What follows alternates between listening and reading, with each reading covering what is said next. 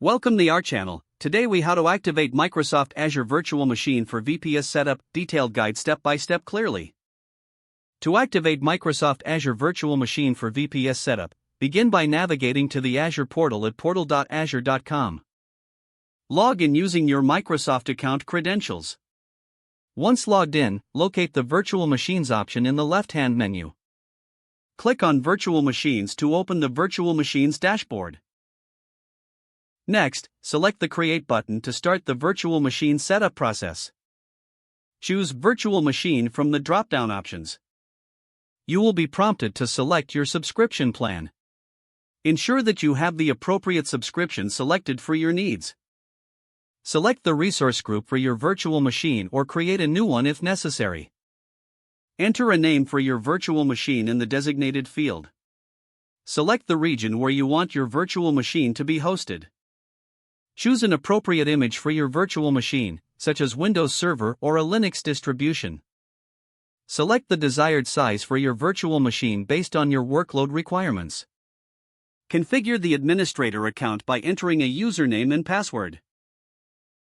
Ensure that the ports are set to allow basic connections, such as SSH for Linux or RDP for Windows. Review the additional settings, including network configuration and storage options. Once you have adjusted the settings as needed, click on the Review plus Create button. Microsoft Azure will validate your configurations before proceeding. If everything is correct, click the Create button to start the deployment of your virtual machine. Wait for the deployment process to complete, which may take a few minutes. Once the deployment is finished, navigate back to the Virtual Machines dashboard.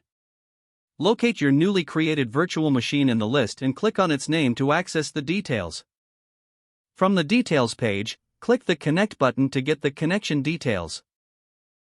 Choose the appropriate method for connecting, whether via RDP or SSH. Follow the prompts to connect to your virtual machine securely.